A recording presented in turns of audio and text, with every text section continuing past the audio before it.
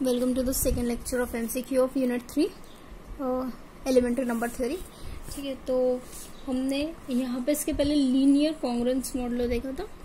अभी हम inverse of modulo M देखेंगे। ठीक है, और जैसे इनवर्स ऑफ मॉडुलो एम क्या होता है, अगर सपोज मैं x congruent to 1 modulo M ले रही हूँ। ठीक है, तो यहाँ पे जो एस कॉन्ग्रुएंट टू 1 मॉडुलो एम है, इसे हम क्या कहते हैं, inverse of A modulo M कहते हैं।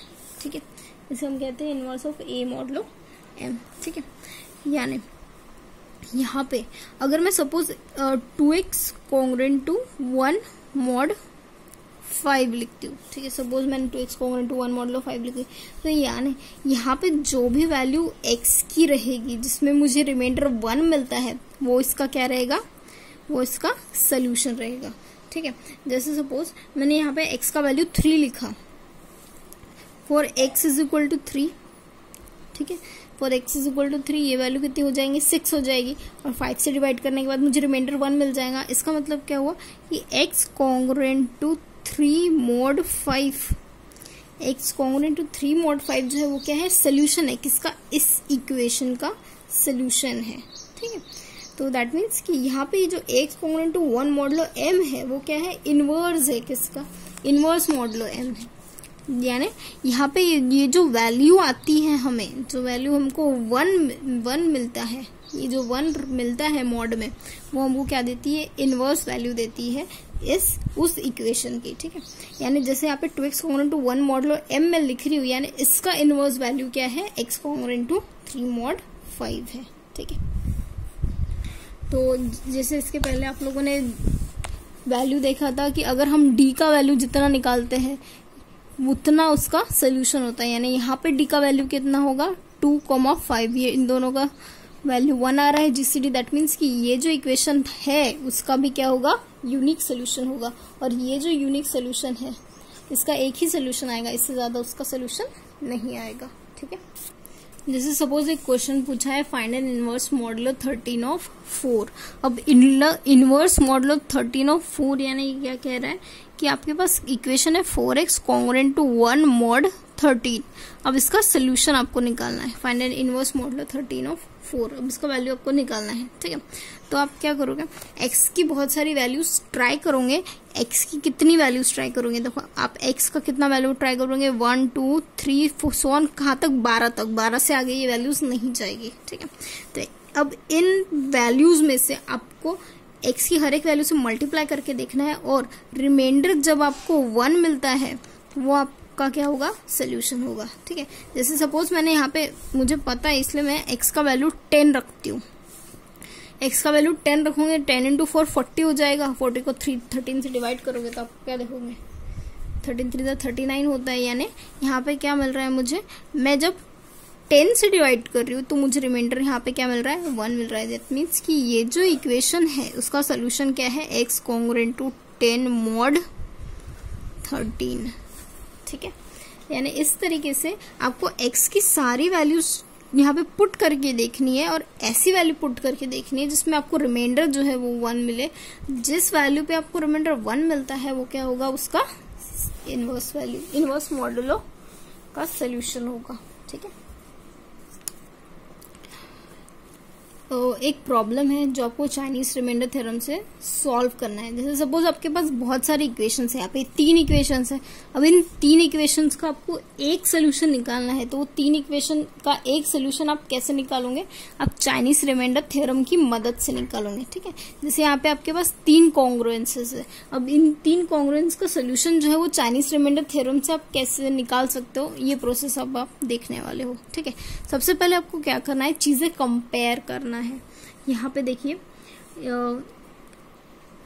ये x कॉन्ग्रुएंट टू 2 mod 3 है, x कॉन्ग्रुएंट टू 3 mod 5 है, x कॉन्ग्रुएंट टू 2 mod 7 है। सबसे पहले आप वैल्यूज लिखोगे। अब इसमें से देखिए a1 जो है वो क्या होगा, 2 होगा, a2 जो है वो क्या होगा, 3, a3 जो है वो क्या होगा, 2। ठीक है, फिर m1 देखो, m1 जो है वो क्या होगा, 3, m2 जो है वो क्या होगा, 5, m3 जो है वो क्या होगा, 7। ठीक है, इस तरीके से आपने A1 A2 A3 M1 M2 M3 की वैल्यू निकाल लिया।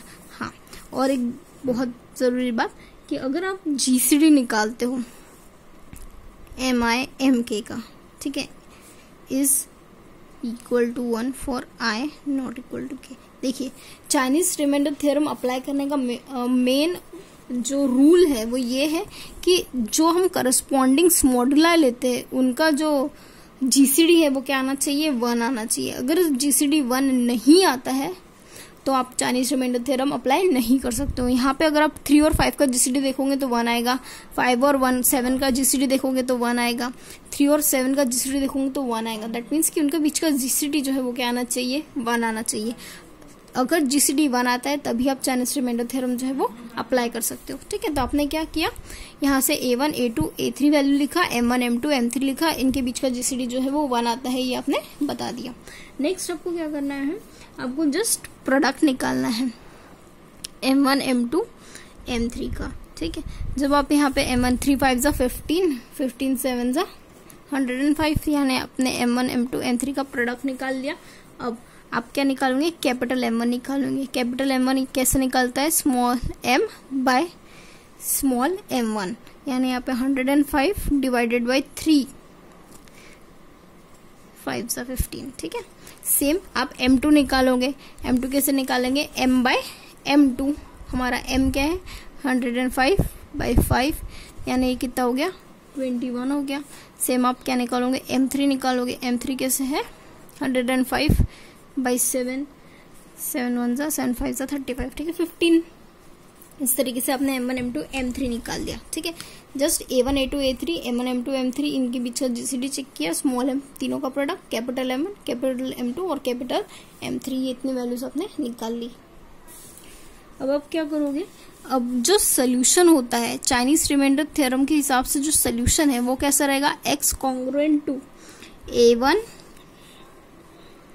M1 और x1। ठीक है, A2 M2 और x2, A3 M3 और x3। ठीक है, यहाँ पे आपको पता है A1 क्या है, यहाँ पे आपको पता है M1 क्या है। A1 जो था वो क्या था 2 था, M1 जो है वो आपने कितना निकाला 35, x1 लिख दिया।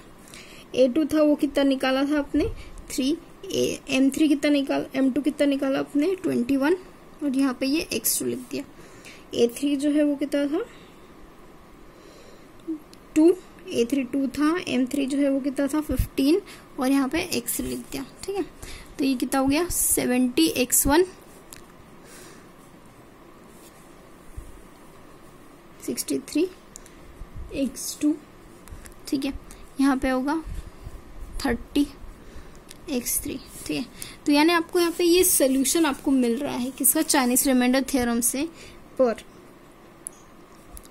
यहाँ पे मॉड m लेते हैं हम लोग, और m कितना आया था हमारा मॉड 105। ठीक है,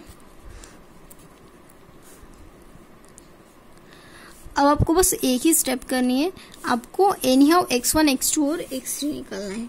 ठीक है, तो अब यहाँ पे x1 x2 x3 आप कैसे निकालोगे, देखिए x1 और x2 और x3 जो है वो आप कैसे निकालते हो, एक रिलेशन के थ्रू निकालते हैं।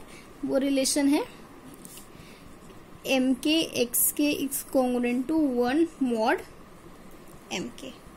ठीक है, इस रिलेशन से आप निकालते हो। यहाँ पे m1 क्या, सेम m1 क्या लिखोगे आप 35 x1 is congruent to 1 mod m1 क्या है आपका 3।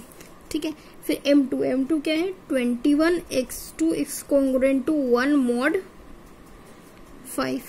ठीक है, फिर m3 क्या है आपका 15 x3 is congruent to 1 mod m3 कितना है आपका 7।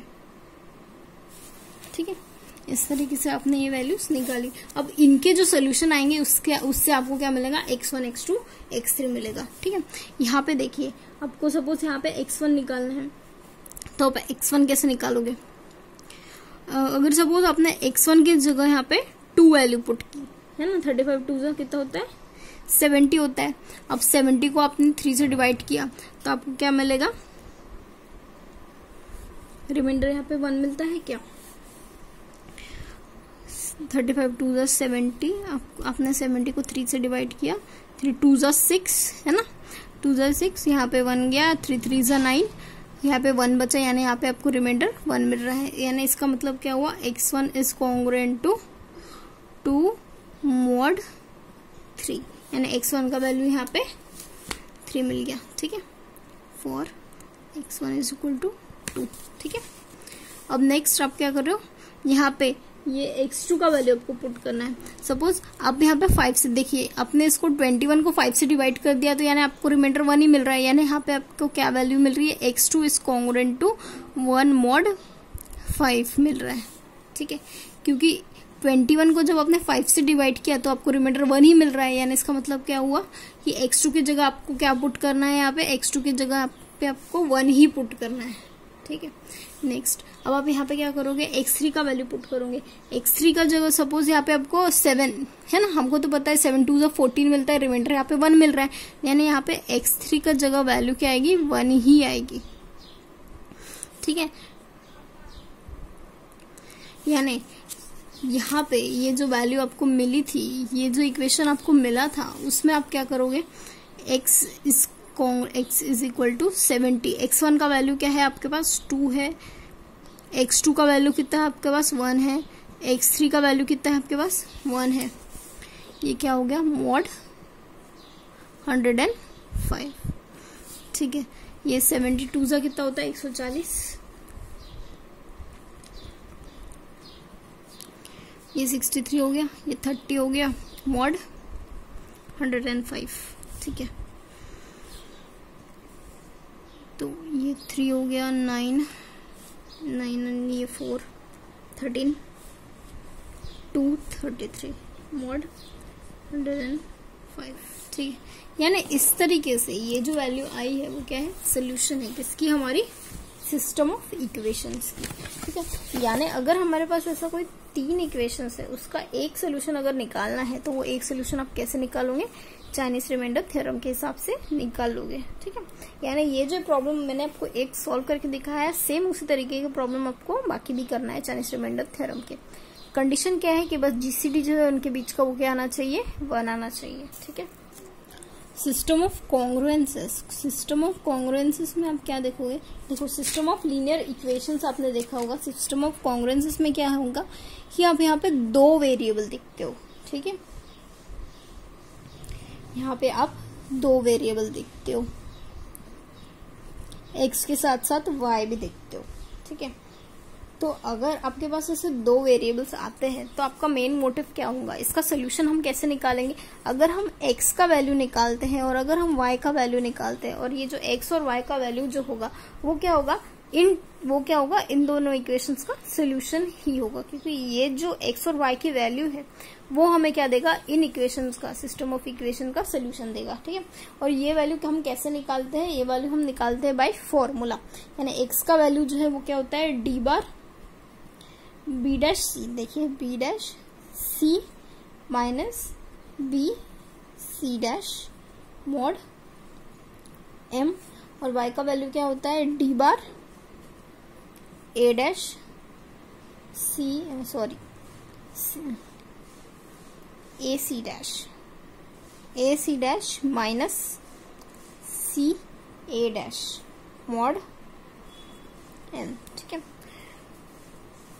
इस तरीके से आप x और y का वैल्यू निकालते हो, यानी ये जो x और y का वैल्यू जो आप निकालते हो वो इस सिस्टम ऑफ इक्वेशन का सोल्यूशन है।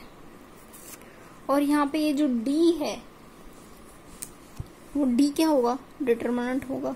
d क्या है यहाँ पे, डिटरमिनेंट है, जो कि वैल्यू क्या देती है, डिटरमिनेंट हम कैसे निकालते हैं, a into B dash minus B into A dash. ठीक है, और d बार जो है वो क्या होगा, inverse of d, inverse of d। ठीक है, यानी इस तरीके से आप वैल्यू निकालते हो सिस्टम ऑफ कॉन्ग्रुएंसेस का। जैसे सपोज एक एग्जाम्पल अगर हम लेते हैं, सपोज हमारे पास 5x plus 7y congruent to 3 mod 4 है। ठीक है, और दूसरा वैल्यू है 2x plus 3y congruent to 31 mod 4 है। ठीक है, तो अगर आपको इसको सॉल्व करना है तो सबसे पहले आप डी का वैल्यू निकालोगे। डी का वैल्यू हमने कैसे निकाला था, 5 × 3 है ना, a × b' से निकाला था ना, a × b' minus b × a', इस तरीके से हमने d निकाला था। तो यानी यहाँ पे क्या होगा, 5 × 3 माइनस 7 × 2, यानी कितना होगा, 15 माइनस 14, यानी वैल्यू 1 आई। यानी यहाँ पे जो डी बार आएगा, 1 का इन्वर्स क्या होता है, 1 ही होता है, तो डी बार कितना आएगा, 1। और हमने जो x वैल्यू निकाला था, x का वैल्यू अगर हमको निकालना है तो x का वैल्यू हम कैसे निकालते हैं, x का वैल्यू हम कैसे निकालते हैं, 3 डी बार है ना, D bar into b' c minus b c', ठीक है। तो यानी डी बार का वैल्यू 1 है, b' ये है b', 3 × 3 माइनस 7 × 31, ठीक है। यानी ये 1 हो गया, ये वैल्यू 1 है, दैट मीन्स 3 × 3 माइनस 7 × 1, यानी ये 9 माइनस 7, ये जो वैल्यू आई है वो 2 आई है। x कॉन्ग्रुएंट टू 2 मॉड यहाँ पे क्या रहेगा, 4 ही रहेगा, ठीक है। नेक्स्ट y का वैल्यू जो है होगा D bar value, D bar into a c' minus a' c, ठीक है। डी बार का वैल्यू 1 है, a का वैल्यू क्या है, 5 × 1 माइनस 2 × 3, तो यानी क्या होगा, 5 माइनस 6, यानी क्या होगा, -1 मॉड 4, यानी कॉन्ग्रुएंट टू क्या होगा, 3 मॉड 4। इस तरीके से आपने जो x का वैल्यू निकाला है और y का वैल्यू निकाला है वो क्या है, ये सिस्टम ऑफ लीनियर इक्वेशन का सोल्यूशन है, ठीक है। एक और इम्पोर्टेंट थ्योरम है विल्सन थ्योरम। इस विल्सन थ्योरम का स्टेटमेंट क्या कहता है कि अगर हमारे पास p जो है वो कोई प्राइम है, अगर हमारे पास p जो है वो कोई प्राइम है तो हम p-1 फैक्टोरियल जब हम लेंगे तो वो क्या होगा, कॉन्ग्रुएंट टू -1 मॉड p मिलेगा। यानी सपोज अगर मैंने यहाँ पे p का वैल्यू जो है वो 3 लिया, ठीक है, p का वैल्यू 3 लिया, यानी 3 - 1 कितना हो गया, 2 फैक्टोरियल होगा। तो ये वैल्यू जो है वो मुझे क्या मिलना चाहिए, -1 मॉड 3 मिलना चाहिए करके, ठीक है। अब 2 फैक्टोरियल यानी कितना होता है, 2 × 1 यानी ये 2 ही होगा।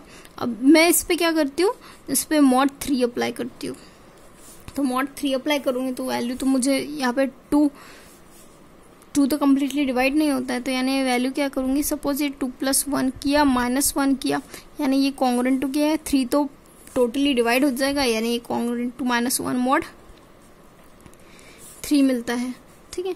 यानी इस तरीके से आप क्या देखोगे कि 3 - 1 फैक्टोरियल जो है वो कॉन्ग्रुएंट टू -1 मॉड 3 मिलेगा, ठीक है। सिमिलरली अगर आप p के जगह 7 में लोगे ना तो भी 6 फैक्टोरियल जो है वो क्या रहेगा, कॉन्ग्रुएंट टू -1 मॉड 7 रहेगा। इस तरीके से आप for any value of p लोगे ना तो ये थ्योरम जो है वो क्या होगा, एप्लीकेबल होगा, ये इसका मीनिंग है, ठीक है। सिमिलरली विल्सन थ्योरम क्या कहता है कि अगर हमारे पास p जो है कोई प्राइम है और a जो है वो कोई भी ऐसा पॉजिटिव इंटीजर है जो p को डिवाइड नहीं करता है, तब हम a to the power p-1 को क्या लिख सकते हैं, कॉन्ग्रुएंट टू 1 मॉड p लिख सकते हैं, ठीक है। जैसे सपोज मैं यहाँ पे a को लिख रही हूँ 3 और p को लिख रही हूँ 2, ठीक है। तो अगर मैं a को 3 लिखती हूँ, 3 लिख दिया, p-1 यानी 1 लिख दिया, इस कॉन्ग्रुएंट टू 1 मॉड p का वैल्यू कितना है, 2 है, ठीक है। यानी 3 to the power 1 is congruent to 1 mod 2। इस तरीके से हमको सोल्यूशन मिलना चाहिए। यानी अगर हम a का वैल्यू कोई भी लेते हैं, ऐसा वैल्यू जो p को डिवाइड ना करता हो, तो 3 to the power p-1 is congruent to 1 mod p होता है। a टू द ये वैल्यू जो है वो सेटिस्फाई होता है, ये वो कहना चाहता है, ठीक है। आप ऐसा एग्जाम्पल और भी ले सकते हो, यानी p का जगह अगर आप वैल्यू 5 भी लेते हो और a की जगह आप वैल्यू 4 भी लेते हो, सपोज आपने लिया इस तरीके से, तो 4 to the power 4 is congruent to 1 mod 5 ही आएगा, ठीक है। कैसे आएगा, अगर आप 4 को 4 बार 4 × 4 × 4 भी करके देखोगे और डिवाइड और मॉड 5 से डिवाइड भी करके देखूंगा तो आप क्या देखोगे कि उसका रिमाइंडर जो है वो 1 ही आ रहा है। ठीक है, इस तरीके से a to the power p minus 1 is congruent to 1 mod p जो है वो सेटिस्फाई होता है। ठीक है, देखिए यहाँ पे 4 to the power 4 है, उसको आप कैसे लिख सकते हो, 4 के स्क्वायर का स्क्वायर। अब 4 का स्क्वायर कितना होता है, 16 का स्क्वायर होता है, कॉन्ग्रुएंट टू 1 mod 5। ठीक है, आपको पता है कि 16 जो है अगर अपने mod 5 से अगर इसको डिवाइड किया तो आपको क्या मिलेगा, यहाँ पे रिमाइंडर 1 मिलेगा। इसका मतलब क्या हुआ कि अगर आप 16 का स्क्वायर भी करते हो तो भी यहाँ पे आपको क्या मिलता है, 1 mod 5 ही मिलता है। दैट मीन्स कि अगर 16 का स्क्वायर अगर आप लेते हो तो भी आपको क्या मिलेगा, यहाँ पे 1 mod 5 ही मिलेगा। यानी 4 to the power 4 जब आप करते हो तो आपको वैल्यू क्या मिलेगी, 1 mod 5 ही मिलेगी। ठीक है, इस तरीके से ये जो विल्सन थ्योरम है, विल्सन थ्योरम जो है वो अप्लाई होता है। ठीक है, एक लास्ट प्रॉब्लम एमसीक्यू का देखिए, ये प्रॉब्लम क्या है, the least positive residue of, ये जो वैल्यू अगर आपके पास इस तरीके से मल्टीप्लिकेशन दिया हुआ है mod 47 का, तो इसका लीस्ट वैल्यू जो है वो आपको निकालना है। ठीक है, तो सबसे पहले आप ये समझ लीजिए यहाँ पे कि ये जो है वो क्या दिया हुआ है, इन टर्म्स ऑफ फैक्टोरियल दिया हुआ है ना। ये कंटिन्यूअस प्रोडक्ट है यानी ये क्या है, फैक्टोरियल है। अगर आप mod 47 से यहाँ पे मल्टीप्लाई 48 को डिवाइड करोगे तो यहाँ पे तो 1 मिल रहा है, 49 को डिवाइड करोगे तो 2 मिल रहा है। इस तरीके से ये 91 है।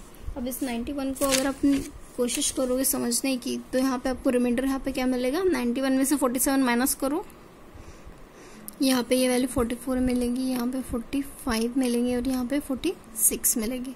ठीक है, ये क्या मिल रहा है, mod 47।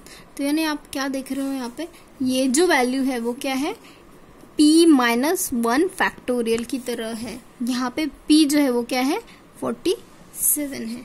ठीक है, और इसके पहले आप लोगों ने थ्योरम पढ़ा था, विल्सन थ्योरम, कि अगर आपके पास p-1 फैक्टोरियल होता है तो वो किसके बराबर होगा, -1 mod p के बराबर होगा। ठीक है, यानी ये जो वैल्यू है 46 फैक्टोरियल जो है वो किसके बराबर होगा, -1 mod 47 के बराबर होगा। ठीक है, और आपको यहाँ पे रिमाइंडर पूछा हुआ है तो -1 यहाँ पे आप नेगेटिव वैल्यू तो लिखोगे तो आपका इंप्रेशन डाउन हो जाएगा, तो आप क्या करोगे, पॉजिटिव वैल्यू लिखोगे। अब पॉजिटिव वैल्यू यहाँ पे कैसे लिखोगे, तो -1 mod 47 है, यानी इसका मतलब क्या हुआ कि आप +47 कर सकते हो, -47 कर सकते हो, mod 47। ठीक है, तो यानी यहाँ पे आप क्या देखोगे,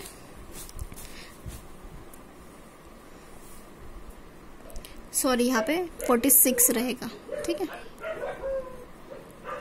देखिए आप जब ये -47 और -1 करोगे तो यहाँ पे -47 हो जाएगा, +46 हो जाएगा, mod 47 हो जाएगा। ठीक है, तो यानी यहाँ पे तो ये कम्प्लीटली डिवाइड हो गया, तो आपके पास रिमाइंडर कितना मिल रहा है, 46 mod 47।